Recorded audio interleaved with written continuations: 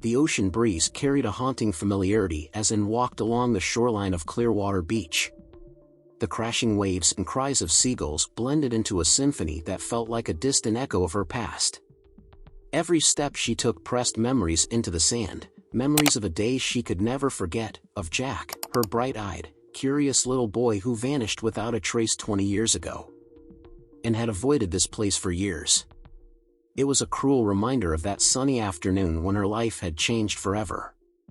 Jack had been playing near the water, building sandcastles and laughing as the tide licked his tiny toes. She had only looked away for a moment to grab their picnic basket. When she turned back, he was gone, swallowed by the vastness of the beach, the ocean, and perhaps fate itself. Today, though, something compelled her to return. Maybe it was the nagging voice in her heart that refused to let go of hope, or maybe it was the quiet desperation of a mother who had spent decades chasing shadows. As she bent down to pick up a shell, a glint of silver caught her eye. There, half buried in the sand, was a small bracelet. Anne's breath hitched as she brushed the grains away, revealing a name etched into the metal, Jack. Her hands trembled as she held the bracelet closer, her mind racing. It was impossible, it looked exactly like the one Jack had been wearing the day he disappeared. Her knees buckled, and she sat in the sand, clutching the bracelet as tears filled her eyes. "Jack," she whispered, her voice trembling. Could this be a sign? Could he still be alive? Anne's thoughts were interrupted by the sound of children laughing nearby. She looked up and saw a boy with a striking resemblance to Jack, same tousled blonde hair, same mischievous grin. For a moment, her heart leaped, but reality set in quickly. The boy ran to his mother, who scooped him up in her arms, a sight that twisted the knife in Anne's chest. She closed her eyes, focusing on the bracelet in her hand. It couldn't be a coincidence. There had to be an explanation. The ocean had always held secrets, and perhaps, just perhaps, it was time for it to reveal one of its own. That night, Anne sat in her modest home, the bracelet resting on the coffee table in front of her. She had kept every item tied to Jack, photos, toys, his first drawing, but nothing had ever given her a lead like this. The bracelet seemed to pulse with significance, as though it was calling her to uncover the truth. She picked up her phone and called the only person she trusted with something this personal, Mark, a journalist and an old friend who had always been fascinated by unsolved mysteries. Mark had been by her side during the early days of Jack's disappearance, helping to distribute flyers and follow every lead, no matter how small. "Anne?" Mark's voice was warm, though tinged with concern. "It's been a while. Everything okay?" "I found something," Anne said, trying to steady her voice. "It's Jack's bracelet, Mark. The one he was wearing that day." There was a long pause on the other end of the line. "Are you sure? After all this time?" "I'm certain," she replied, her fingers brushing the engraving. "I need your help. I don't know how or why it's here, but I need to find out." Mark didn't hesitate. "I'll come over tomorrow. We'll figure this out together." As Anne hung up, she stared at the bracelet again, her resolve hardening. For the first time in years, she felt a glimmer of hope, fragile but undeniable. The ocean had taken her son, but maybe it was finally ready to give him back. The next morning, Anne sat by her living room window, watching as the golden rays of dawn painted the quiet street outside. Her hands cradled a cup of coffee, but her mind was far from the present. She thought about Jack, not just the boy she had lost, but the life they could have shared if he had stayed. Milestones unmarked, birthdays spent in silence, and a constant ache that had become a part of her. The sound of a car pulling into her driveway broke her reverie. Mark stepped out, his familiar smile a small comfort. He was a tall man with a scruffy beard and kind eyes that always seemed to carry a sense of understanding. He had aged since they last saw each other, but so had she. Life had taken its toll on both of them. "And," he said as she opened the door. "It's good to see you." "Come in," she replied, her voice soft but firm. She led him to the living room, where the bracelet lay on the coffee table, gleaming under the morning light. Mark picked it up, inspecting the engraving. "It's in great condition for something that's been buried for 20 years. I thought the same, and said, sitting across from him. It doesn't make sense. But I know it's Jack's. I bought it for him just a week before he disappeared. Mark nodded thoughtfully. There are a lot of possibilities. Maybe someone found it years ago and dropped it here recently. Or maybe Jack's alive, and interrupted, her voice trembling with both hope and fear. I have to believe he is. Mark leaned forward, placing a reassuring hand on hers. Then we'll figure it out. Let's start with the bracelet. They spent the next few hours poring over old photos and records and had kept from the early days of Jack's disappearance. The photos showed Jack wearing the bracelet, a detail that reinforced uncertainty. Mark took pictures of the bracelet and jotted down notes in his leather-bound journal. I'll start digging, he said. We can trace where this bracelet might have been all these years. Auction houses, pawn shops, anything that could give us a lead. And hesitated, then asked, do you think I'm crazy for holding on to hope after all this time? Mark looked at her, his expression sincere. And hope is what kept you going. It's not crazy. It's brave. His words settled over her like a warm blanket, giving her the courage to push forward. As Mark left to begin his investigation, and decided to revisit the memories she had avoided for so long, she pulled out a dusty box from the attic, filled with Jack's belongings, his favorite toy car, a pair of sneakers far too small for him now, and a scrapbook she had started after he was born. She flipped through the pages, her fingers tracing the edges of photos that felt like fragments of a dream. Jack's laughter seemed to echo in her mind as she paused on a picture of him at the beach, holding up a sand dollar with pride. Look, Mom, she could almost hear him say. Tears welled in her eyes, but she didn't let them fall. Instead, she closed the scrapbook and placed it back in the box. This wasn't the time to dwell on what was lost, it was time to uncover what might still be found. Later that evening, Mark called with an update. And I might have something. The bracelet was listed in an online auction about 5 years ago, sold to an anonymous buyer. Her heart raced. Who bought it? I don't know yet, Mark admitted. But the auction house should have records. I'll dig deeper tomorrow. And thanked him and hung up, her mind buzzing with questions. Who would buy Jack's bracelet? And why?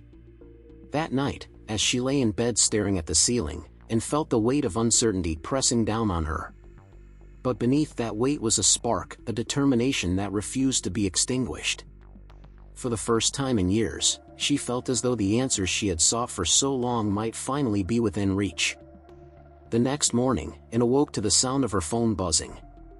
Mark's name flashed on the screen, and she answered quickly, her voice laced with anticipation. And I've got something, Mark said without preamble. The bracelet was purchased by someone named Ryan Keller. Does that name ring any bells? And frowned, the name unfamiliar. No. Who is he? Mark hesitated. He's a tech billionaire. Self-made, private, and, well, let's just say he doesn't exactly mingle with the public. He bought the bracelet through a shell company, which is why it took me so long to trace it. I think we need to look into him more. Anne's mind raced. A billionaire? Why would someone like that have Jack's bracelet? Where can I find him? That's the tricky part, Mark admitted. He doesn't do interviews, rarely appears at events, and his personal life is a complete mystery. But he's hosting a private gala next week in the city. It's for one of his charitable foundations. If you can get in, you might be able to meet him. Anne's stomach nodded. The idea of confronting a stranger with the faint hope that he might somehow be connected to Jack felt both thrilling and terrifying. But she had to try. Over the next few days, Anne and Mark worked tirelessly to gather information about Ryan Keller. They learned that he had grown up in foster care, with little record of his life before the age of 5. The more they uncovered, the more questions arose. Could he really be Jack? If so, how had he ended up in the foster system? Anne's emotions swung wildly between hope and fear. Every clue brought her closer to a truth she wasn't sure she was ready to face. but the image of Jack's smiling face, his bright eyes, his infectious laugh, gave her the strength to keep going. On the night of the gala, Anne stood outside the Grand Hotel where the event was being held.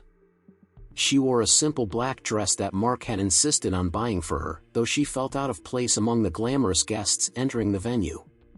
Mark had managed to secure her a ticket through a contact, but it was up to her to make the most of the opportunity. "Are you sure about this?" Mark asked, standing beside her. Anne nodded, clutching the bracelet in her hand.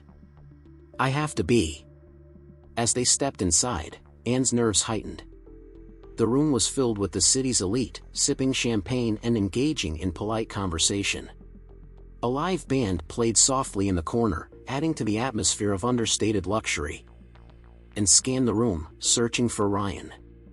Her heart skipped a beat when she finally spotted him, a tall man with sharp features and piercing blue eyes. He was talking to a small group near the stage, his demeanor calm and composed. "That's him," Mark whispered. "Are you ready?" Anne nodded, though her hands trembled. She took a deep breath and approached Ryan, her pulse pounding in her ears. "Mr. Keller," she said, her voice steady despite the storm of emotions within her. He turned to her, his expression polite but guarded. "Yes?" She held up the bracelet, the metal catching the light. "I believe this belongs to you." Ryan's eyes flickered with something, recognition? Confusion? He took the bracelet from her, studying it closely. For a moment, the world seemed to hold its breath. "Where did you get this?" he asked, his tone sharp. Anne's voice wavered. "It belonged to my son. He disappeared 20 years ago." Ryan stared at her, his expression unreadable. Then, without a word, he turned and walked away, leaving Anne standing there with her heart in her throat. That night, back at her home, Anne replayed the encounter in her mind. She couldn't shake the look in Ryan's eyes when he saw the bracelet. There was something there, something she couldn't quite define. She knew she had to dig deeper, no matter how difficult it might be. Mark called her the next morning. "Anne, I've been looking into Ryan's past. There's something you need to know." "What is it?" she asked, her heart pounding. "His adoption records are sealed, but I found a clue that might lead us to the truth. It's not much, but it's a start." And gripped the phone tightly, her resolve hardening. "Then let's follow it. Whatever it takes." And sat at her kitchen table, staring at the faint sunlight streaming through the window. The meeting with Ryan Keller haunted her. His reaction to the bracelet wasn't what she expected. It wasn't outright denial, but it wasn't an acknowledgement either. It left her in limbo, desperate for answers yet unsure of how to proceed.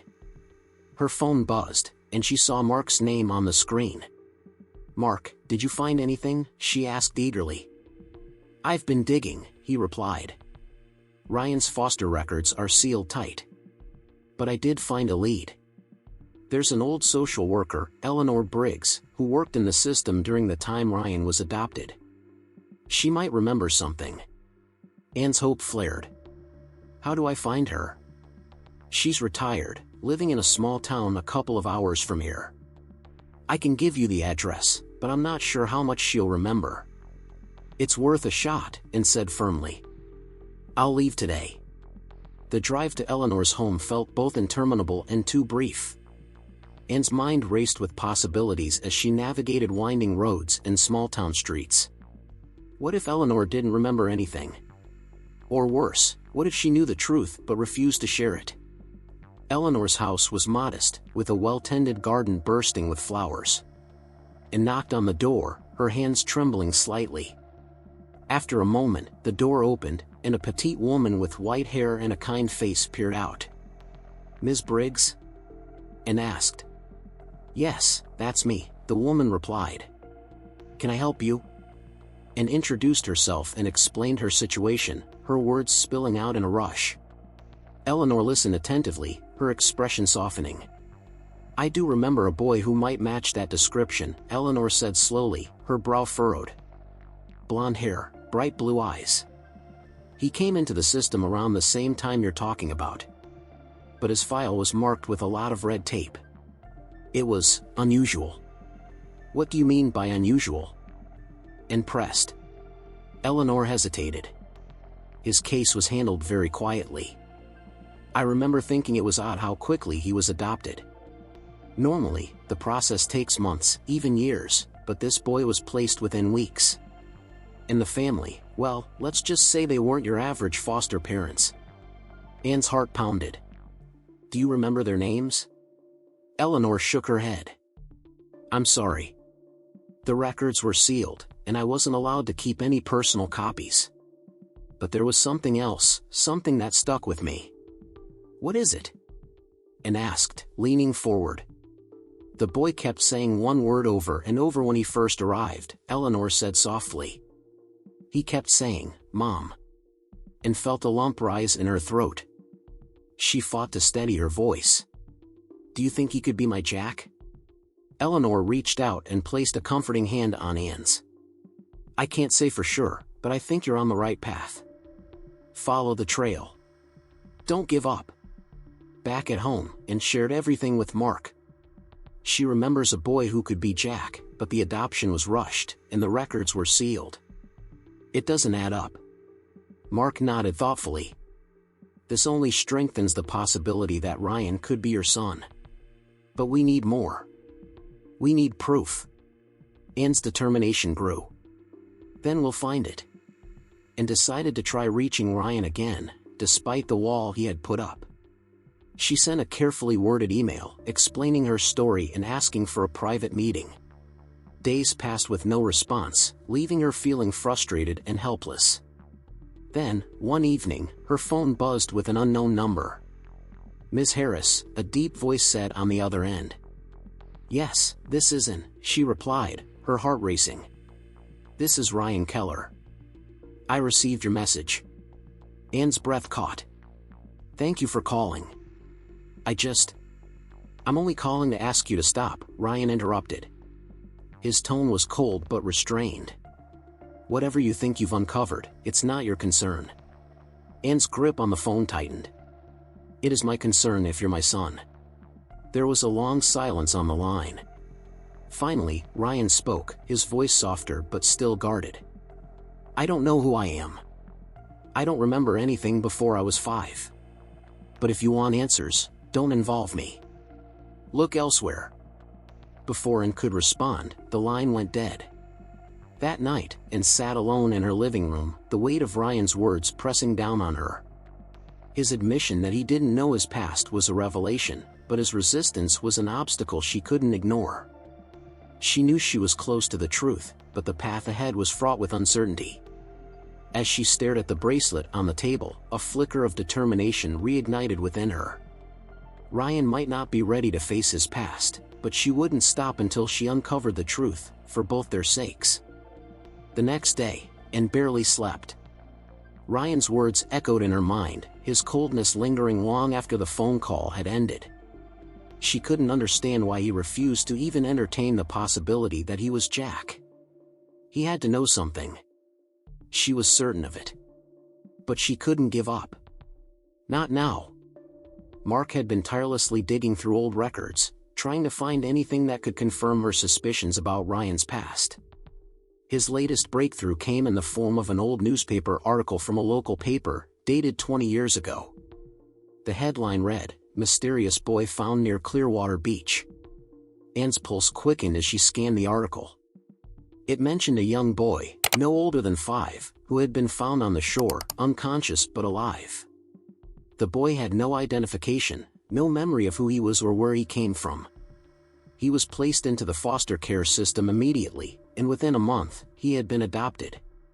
Anne's hands shook as she read the rest of the article. There were no further details about the boy's background, but the timing matched perfectly. It was the same time Jack had disappeared. Mark, Anne called, her voice trembling. This could be it. Ryan was found near the beach. He could be Jack. Mark appeared at her door just minutes later. He read the article over her shoulder, his eyes narrowing in concentration. We're getting closer, he said. But we still don't have enough. We need to find out more about his adoption. If we can link him directly to Jack. and didn't need him to finish the sentence. She already knew what needed to be done. "We'll go to the adoption agency. We have to try." The following day, Anne and Mark visited the agency where Ryan had been placed after being found. The building was small, nestled in the heart of the city, and the air inside was heavy with the scent of old paper and bureaucracy. A receptionist greeted them, but when Anne explained the purpose of their visit, the woman's smile quickly faded. "Sorry, but I can't give you any information without proper clearance," she said, her voice stiff. "Adoption records are confidential." Anne wasn't about to give up. "We're trying to find someone who might be connected to this case. His name is Ryan Keller. He was adopted 20 years ago." The receptionist hesitated for a moment before nodding. "I can't pull up the record without approval from the board, but I'll check if there's any mention of Ryan in the system. Please wait." Anne and Mark sat in the waiting area, the minutes stretching on. Anne's thoughts were a whirlwind. She had come so far, and yet, she still felt like she was standing at the edge of a cliff, unable to see what lay below. What if this didn't work out? What if she was chasing shadows? Finally, the receptionist returned, holding a manila folder. She handed it to Anne. "You're in luck. We found some records." And opened the folder carefully, her hands trembling with anticipation. The first few pages contained standard paperwork, Ryan's adoption forms, details about his foster family, and medical records. Then, at the back, a single letter caught her eye. The date on the envelope was from the day Ryan was adopted. With trembling fingers, Anne unfolded the letter. It was addressed to the adoption agency, written by the adoptive parents, requesting that any details regarding Ryan's past be kept confidential. And scanned the letter, her heart pounding. There was no mention of Ryan's origins or any details about where he had come from, but something about the language struck her as odd. The last sentence of the letter read, "We are grateful for this child and request that all records regarding his past be sealed for his safety and well-being." Anne's breath caught in her throat. The secrecy surrounding Ryan's adoption was more than just standard procedure, it was intentional. Someone had gone to great lengths to ensure his past was erased.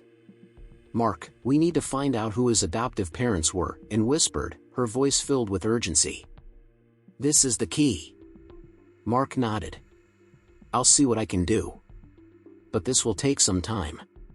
Back at home, Anne couldn't shake the feeling that she was on the verge of something life-changing.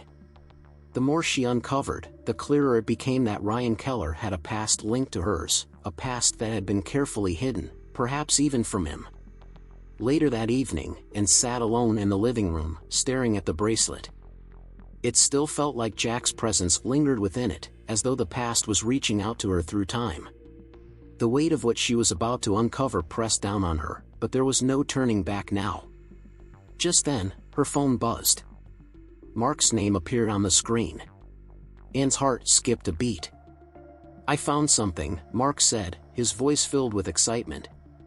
"It's not much, but it's enough to move forward." And leaned forward. "Tell me." "I tracked down Ryan's adoptive family. Their names are Gregory and Evelyn Keller. And here's the thing, they lived in Clearwater at the time Ryan was found." Anne's pulse raced. "He was right under my nose this whole time." "Yes," Mark said quietly. "And I think it's time for you to confront him again." The city lights glittered like scattered diamonds as Anne stood outside the towering glass skyscraper that housed Keller Enterprises. She clutched the bracelet tightly in her hand, her heart pounding. Mark had arranged the meeting after relentless negotiations, and Ryan had finally agreed to see her. But his agreement came with conditions. The meeting would be brief, private, and held in his office under strict security. Anne took a deep breath and stepped into the sleek lobby, where a receptionist greeted her with a polite but distant smile. Moments later, she was escorted into an elevator by a tall, silent security guard. The ride up felt interminable, each floor adding to the weight in her chest. When the elevator doors slid open, Anne was led into a sprawling office. The walls were lined with bookshelves, and floor-to-ceiling windows offered a breathtaking view of the city skyline. Ryan stood by the window, his back to her, gazing out at the lights below. "Miss Harris," he said, his tone measured as he turned to face her. His expression was calm but guarded. "You've been persistent." And met his gaze, her determination steadying her voice. "I'm here because I believe you're my son." Ryan's jaw tightened, but he said nothing, allowing her to continue. "I know this might sound impossible, but everything points to you. The timing, the bracelet, even your adoption." She paused, her voice trembling slightly. "Ryan, you were found near Clearwater Beach 20 years ago. That's where my son, Jack, disappeared." Ryan's eyes flickered with something. Was it recognition? Pain? He walked over to his desk, his movements slow and deliberate. "You're basing all of this on a bracelet and a coincidence?" "No," Anne said firmly. "I've traced your adoption records. I know your foster parents requested that your past remain sealed. Why would they do that unless there was something to hide?" Ryan let out a heavy sigh, running a hand through his hair. "I don't remember anything before the age of 5. My parents told me I was found on a beach, but that's all I know. They didn't talk about it, and I never pressed them." And took a step closer, her voice softening. "Do you remember anything? Even fragments, faces, places, sounds?" For a moment, Ryan seemed lost in thought. "Sometimes I dream about the ocean," he admitted quietly. "About a woman calling my name. But that's it. They're just dreams." Anne's breath hitched. "Those aren't just dreams, Ryan. They're memories. I was that woman. I was calling for you." Ryan's expression hardened, and he turned away. "Even if what you're saying is true, why would I want to dig up a past I don't remember? My life is here, now. I've built everything from nothing." And stepped forward, her voice breaking. "Because it's your truth. Don't you want to know where you come from? Who you are?" Ryan remained silent, his hands gripping the edge of his desk. And reached into her bag and pulled out a photo, one of Jack at the beach, holding up a sand dollar with a proud grin. "This is you," she said, placing the photo on the desk. "This is Jack." Ryan stared at the photo, his expression unreadable. The room was thick with tension, the silence stretching unbearably. Finally, he looked up, his eyes meeting hers. "If you're right," he said slowly, "then prove it. A photo and a bracelet aren't enough." And nodded, her resolve unwavering. "We can do a DNA test. It's the only way to know for sure." Ryan hesitated, then gave a curt nod. "Fine. But if this doesn't prove anything, I want you to leave me alone." The DNA test was arranged quickly, and the days that followed were some of the longest of Anne's life. She alternated between hope and fear, her mind replaying every moment of the encounter with Ryan. Despite his cold exterior, she saw the cracks, the moments when he seemed vulnerable, almost childlike. She clung to those moments as proof that Jack was still in there, waiting to be found. When the results finally came, Anne could barely bring herself to open the envelope. Mark sat beside her, his presence a steadying force. She unfolded the paper, her hands trembling, and read the words she had been waiting for. Probability of parentage, 99.9%. Anne's breath caught, and tears streamed down her face. "It's him," she whispered. "It's Jack." And called Ryan immediately, and this time, he agreed to meet her again. When she arrived at his office, he was already waiting, the tension in his posture betraying his attempt at calm. The results came back, and said, handing him the envelope, "You're my son." Ryan took the paper, his eyes scanning the words. For a moment, he said nothing, his face unreadable. Then, slowly, he sank into his chair, his head in his hands. "I don't know what to say," he murmured. "You don't have to say anything," Anne replied, her voice gentle. "I've waited 20 years just to know you're alive." Ryan looked up at her, his eyes filled with a mix of emotions, confusion, sadness, and something else. "If what you're saying is true, then why didn't you find me sooner?" Anne's heart broke at the question, but she answered honestly. "I tried. I never stopped trying. But you were taken from me, and I didn't know where to look. Ryan nodded slowly, as though trying to process the enormity of it all. I need time. And nodded in understanding. Take all the time you need. I'm not going anywhere. The days following their emotional confrontation were filled with silence. And waited patiently, understanding that Ryan needed time to process the seismic shift in his understanding of who he was. She didn't push him, but every passing hour felt like an eternity. The knowledge that Jack was alive, that he had grown into the man before her, was both a relief and a fresh wave of grief for the years they had lost. It was Ryan who finally reached out. His voice was quieter than before, lacking the guarded edge she had grown accustomed to. I think it's time we talk. They met at a small cafe near Anne's home. The setting was modest compared to the grandeur of Ryan's world, but that made it feel more real, more human. Ryan arrived wearing a simple shirt and jeans, a far cry from the polished billionaire image he often projected. I've been trying to piece it together, he said once they were seated. The things you've told me, they explain a lot. The dreams, the gaps in my memory, even the way I've always felt like something was missing. And listened intently, her hands wrapped around a steaming cup of tea. You don't have to rush, Ryan. This is your journey too. He nodded, looking down at the table. I asked my parents, Gregory and Evelyn, about the adoption. They admitted they knew more than they ever told me. They said the agency warned them never to ask questions, and they thought they were protecting me by keeping it buried. And felt a pang of anger but pushed it aside. They did what they thought was best. Ryan's jaw tightened. Maybe. But it wasn't their choice to make. I deserve to know where I came from. He looked up at her, his blue eyes searching. I'm starting to remember things, small flashes. A woman's voice, laughter, the smell of sunscreen. It's you, isn't it? Tears filled Anne's eyes. Yes, it's me. I used to call your name, over and over, hoping you'd hear me. And now you have. Their conversation turned to the day Jack had disappeared. And recounted every detail, from the sandcastles he built to the moment she turned around and he was gone. Ryan listened silently, his expression unreadable.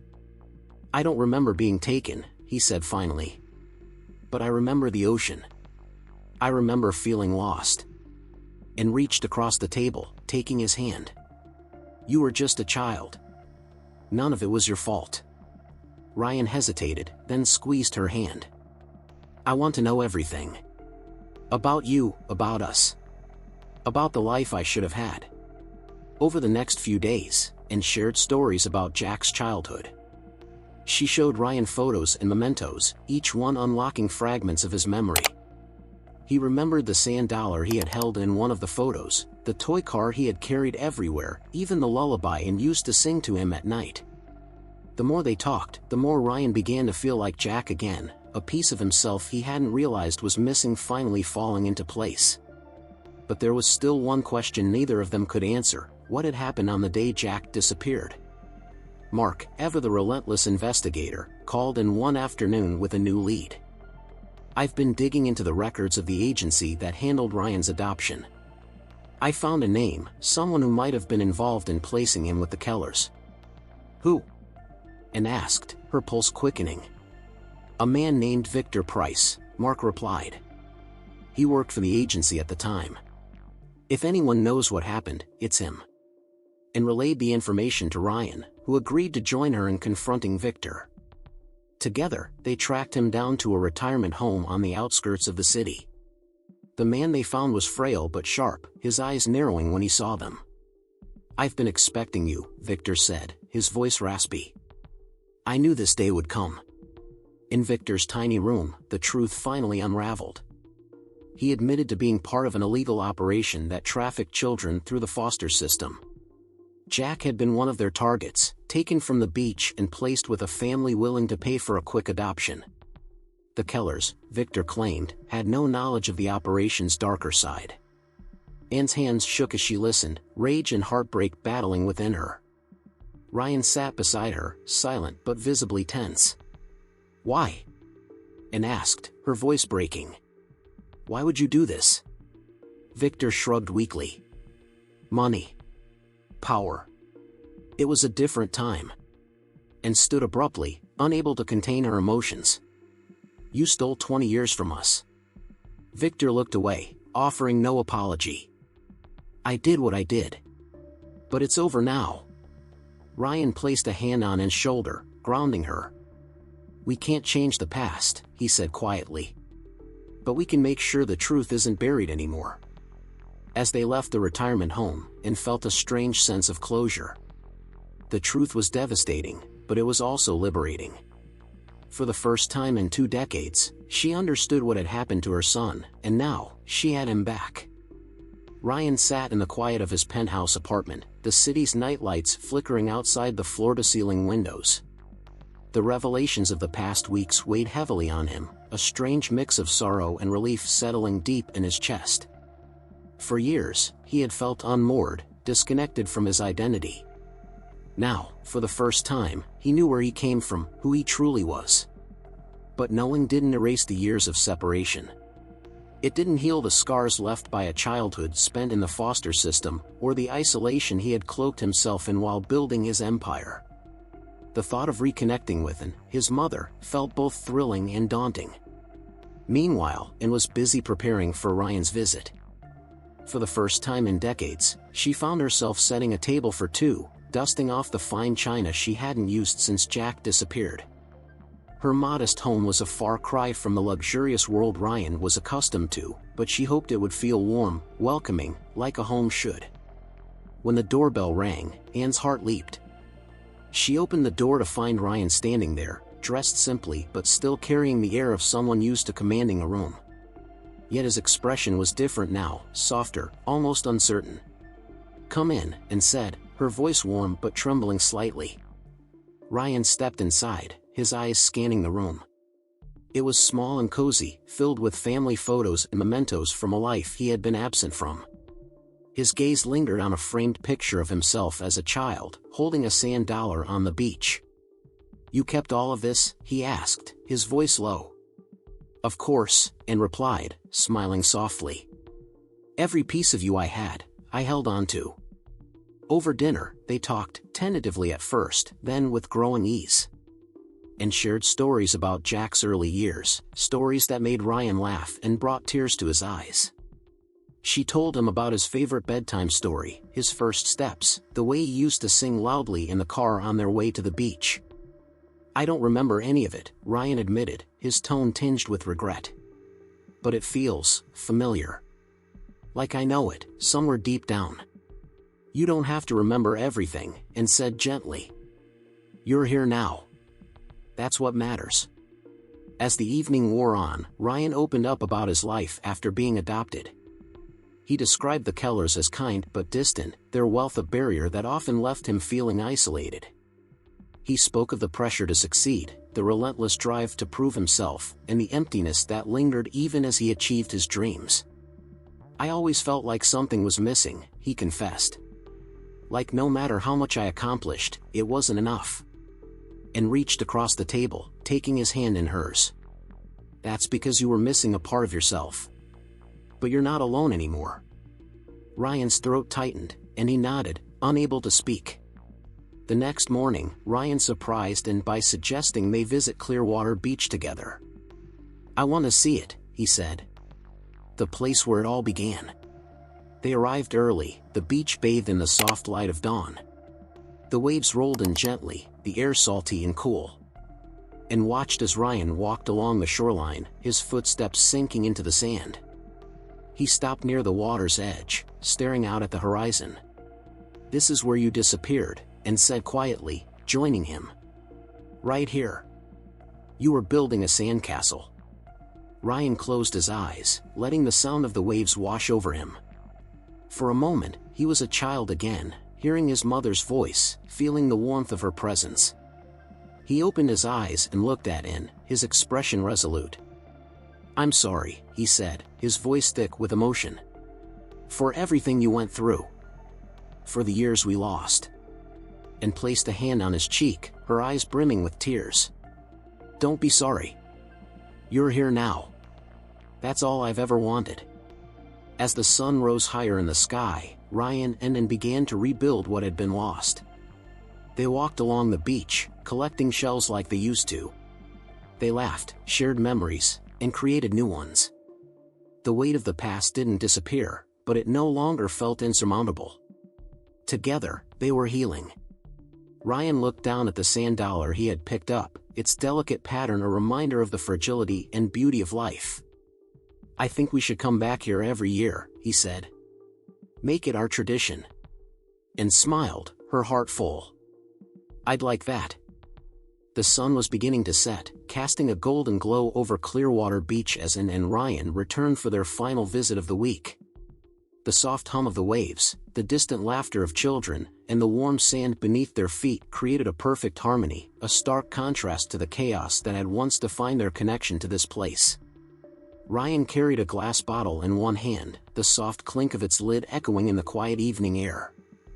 Inside was a handwritten letter, simple yet profound, detailing his gratitude and his hopes for the future. It was addressed to the ocean, a symbolic gesture to the forces that had taken him away and, ultimately, brought him back. "This feels right," Ryan said as they stood near the shoreline, gazing out at the horizon. And nodded, her heart swelling with pride. "It's like closing a chapter, isn't it? But also starting a new one." Ryan turned to her, a rare smile breaking across his face. "Exactly. It's a way to honor the journey we've been through." As the tide began to rise, Ryan crouched down, holding the bottle just above the surface of the water. "This is for the boy I was," he said, his voice steady but laced with emotion. "And for the man I've become. Thanks to you." And placed a hand on his shoulder, her touch grounding him. "Let it go, Ryan.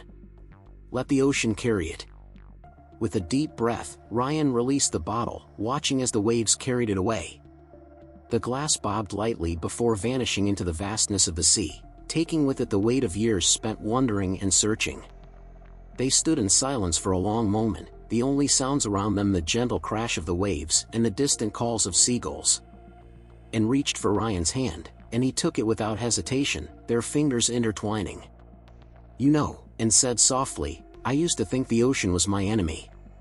It felt like it had stolen you from me. But now, I think it was just keeping you safe." Ryan glanced at her, his eyes filled with a depth of emotion she hadn't seen before. "Maybe it was.